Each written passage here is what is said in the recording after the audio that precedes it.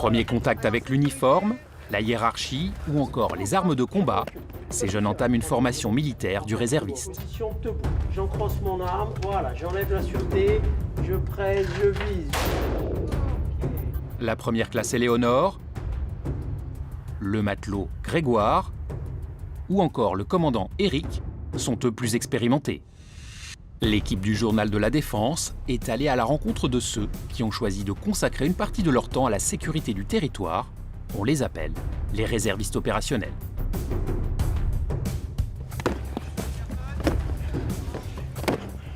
À Salon de Provence, sur la base aérienne B701, de jeunes réservistes sont en cours de formation. Ils s'entraînent au combat rapproché ou encore au maniement du FAMAS. Les conditions d'entraînement sont organisées de manière à ressembler le plus possible à la réalité du terrain. C'est complètement une découverte. Il y a une petite montée d'adrénaline, ils ont le treillis, on les met un peu dans une situation où physiquement on fait monter un peu le cœur. Donc du coup voilà, ils sont pas à l'aise, mais c'est bien parce que c'est ce qui arrivera aujourd'hui. Donc il faut à tout prix qu'ils arrivent à avoir ces petites notions, quoi. Les menaces terroristes, conjuguées à un fort taux d'engagement des forces armées en opérations extérieures, ont conduit le gouvernement à repenser et redéployer les différentes réserves des ministères de l'Intérieur et de la Défense en les regroupant sous une même gouvernance. Créée le 13 octobre 2016, soit 11 mois après les attentats de Paris, la Garde nationale intègre aujourd'hui 65 000 femmes et hommes. En 2018, ses effectifs atteindront 85 000 personnes avec un budget annuel de 311 millions d'euros. À terme, 9 250 membres de la Garde nationale pourront être déployés sur le territoire quotidiennement. 40 000 personnels seront attribués à la gendarmerie, 5 000 à la police et 40 000 pour les armées dans le cadre de la réserve opérationnelle de la Défense. C'est elle qui nous intéresse aujourd'hui. Mais surtout, par exemple, quand je prends peur. Être prêt à renforcer les forces professionnelles nécessite d'acquérir de nombreuses connaissances et pratiques militaires et d'être en mesure de les appliquer le moment venu. Il y a beaucoup de connaissances à apprendre et puis surtout créer l'esprit de cohésion, ne serait-ce qu'entre eux, et savoir ce qu'ils doivent faire. Après avoir effectué une formation initiale sur une période de 15 jours, les réservistes se voient proposer un contrat et une affectation dans une base ou un régiment le plus proche de leur domicile. Tout comme des militaires d'active, les formations et validations des acquis du réserviste se poursuivront ensuite tout au long de leur engagement. L'enseignement, de toute façon, pour ma dominante de tir, l'enseignement est le même. Que ce soit des gens d'active ou des gens de réserve, ça sera la même manière de tirer puisqu'on est tous des combattants. Les pieds bien à plat, les pointes vers l'extérieur. Pour être en mesure d'intégrer la réserve, il faut être français et avoir au moins 17 ans. La rémunération est identique à celle d'un militaire d'active de grade équivalent. Et pour les plus jeunes, une participation au financement du permis de conduire est également proposée. 2, 3, 4, 5, 6, 7... Le première classe Éléonore est en mission sentinelle à Marseille. Elle est ici bien loin de son 41e régiment de transmission de Douai. Mais pour cette jeune réserviste de 22 ans, les déplacements sont les bienvenus. La réserve nous propose la mission, on accepte ensuite la mission et après on connaît le lieu de projection. Donc ça nous permet de bouger dans toute la France, de découvrir de nouvelles villes. Patrouille à pied, notre formation sera très en pointe en avant, on va faire un petit tour en passant par là-bas. Toi Éléonore, tu seras en pointe. Veiller à la sécurité des zones parcourues, afficher une présence dissuasive, telles sont les principales missions de Sentinelle. Une activité maintenant bien connue de la population française, une reconnaissance qui peut aussi être un atout dans la vie civile. Je pense que c'est un plus pour les futurs entretiens d'embauche. Ça montre aussi qu'on est rigoureux dans notre travail. Je sais que pendant des entretiens d'embauche pour des petits jobs étudiants, ça m'a aidé à montrer mon sérieux et ça m'a été bénéfique. Le lieutenant de réserve Sofiane est le chef de section d'Éléonore. Parmi les quelques 80 réservistes qu'il est amené à gérer, les profils et objectifs de chacun sont très variés. On a une grosse population qui est assez jeune. On arrive à fidéliser et qui, même en entrant dans la vie active, font carrière dans la réserve. On a également un deuxième profil de futurs militaires qui viennent chercher ici une confirmation pour savoir s'ils sont faits pour le métier de militaire d'active. Et ensuite, on a des personnels qui sont déjà employés dans le civil et qui s'engagent dans la réserve parce que c'est quelque chose qui leur a toujours plu ou parce qu'ils s'en sentent capables avec ce qui s'est passé tristement depuis janvier 2015.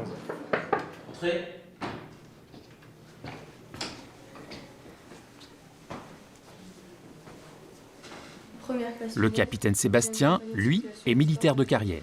Sous ses ordres, réservistes et engagés se confondent. Ce sont des professionnels de l'armée, à mi-temps certes, mais ils ont une formation et des mises en condition avant projection qui sont les mêmes que les nôtres. Donc pour moi, quand ils arrivent ici, ce sont des militaires comme mes militaires d'active, et ils ont les mêmes diplômes et les mêmes prérogatives. Mes motivations, c'était surtout découvrir un nouvel univers, un nouveau challenge pour moi, savoir si j'en étais capable et pouvoir me sentir utile aussi. Étudiante en professorat de sport, Éléonore doit jongler entre les cours, les examens, les stages et ses missions de réserviste.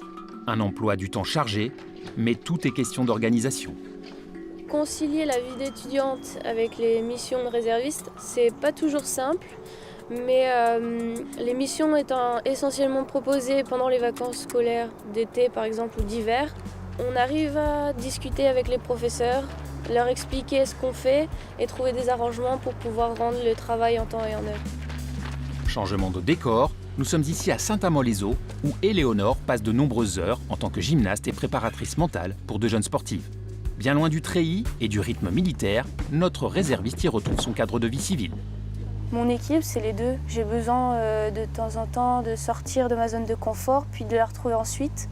Donc je ressens le changement et c'est appréciable. Coucou Marie.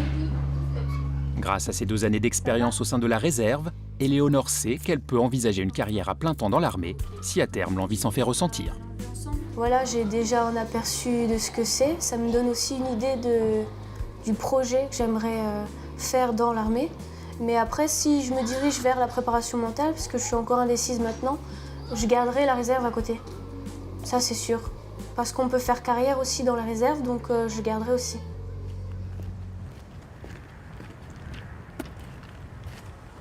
Une des missions du sémaphore, c'est d'être station météo, donc pour Météo France. Là, ce qu'on va faire, c'est un relevé de pluviométrie. On va essayer de regarder en une semaine quelle quantité d'eau il est tombé sur la station des sémaphores. Et ensuite, toutes les données, donc la pluviométrie, la force du vent, la direction, toutes ces données-là sont enregistrées et ensuite envoyées à Météo France à Toulouse. La réserve opérationnelle, c'est aussi tout un panel de postes disponibles. Grégoire est un lycéen de 17 ans, breton, son choix s'est porté naturellement sur la marine. Il effectue des missions de surveillance pour la défense maritime sur le site de Ploumanac. Cela fait 2 semaines que le jeune marin est affecté au sémaphore et dès l'été prochain, il va devoir être totalement opérationnel. Il sera à la passerelle, seul, autonome, avec des responsabilités, beaucoup de responsabilités. Lorsqu'il y aura un appel de secours, de détresse en mer, ce sera à lui de répondre. Ce sera à lui de prendre des notes, ce sera à lui de nous transmettre l'information. C'est pas négligeable, loin de là même. Apprendre à manier un compas et plus généralement la cartographie, c'est une des matières qu'on nous enseigne lors de la formation initiale, donc qui dure 15 jours, qui se déroule à l'école navale à Lanvéoc. On apprend la météo, le droit maritime, diverses choses qui nous permettent d'assurer au mieux notre travail en sémaphore. Puis aussi, c'est une expérience personnelle, c'est des connaissances générales qui peuvent nous être utiles dans notre vie future, surtout si, comme moi, on veut rentrer dans la marine plus tard. Ça apporte des responsabilités, donc oui, forcément, on gagne en maturité, on vit hors de chez soi, on parle à d'autres personnes. C'est quelque chose de très professionnel et du coup, ça nous apporte beaucoup, je pense. Actuellement en terminale S, Grégoire passera le bac en juin prochain. Au lycée, les conversations vont bon train. Ses amis n'hésitent pas à le questionner sur ses activités militaires. Oui, ils le savent, je leur en ai parlé. Je trouve ça un peu étonnant qu'un quelqu'un de 17 ans s'engage comme ça dans la réserve, dans la marine et prenne du temps sur ses vacances, plutôt que de se reposer ou de sortir avec ses copains. Je vois que ce que je fais, c'est vraiment utile. Et puis de se dire que voilà, qu'on rend service, c'est une fierté qu'on peut avoir. La réserve, c'est aussi la possibilité d'accéder à des grades d'officier supérieur. Nous sommes cette fois à Paris, à l'école militaire. C'est ici que le commandant Éric entame une prestigieuse formation, l'école de guerre. L'école a mis en place une nouvelle formule cette année qui permet de favoriser l'accès des officiers réservistes à cette formation d'excellence qui est délivrée principalement à destination des officiers d'actifs, mais en tout cas aujourd'hui, l'école favorise l'accès aux officiers réservistes à cette formation. Retour à la vie civile, Éric est cette fois sur son lieu de travail dans le sud de la France. Ingénieur de formation et responsable de produits au sein d'une grande société de sécurité numérique, le commandant met également au service de l'entreprise les différents acquis de son parcours de réserviste. Mon métier de réserviste m'aide pour certaines compétences dans mon métier civil, et notamment pour ce qui est le leadership. Puisque toutes ces tâches que j'ai réalisées, je ne peux pas les faire moi-même, seul, je dois m'appuyer sur différentes équipes.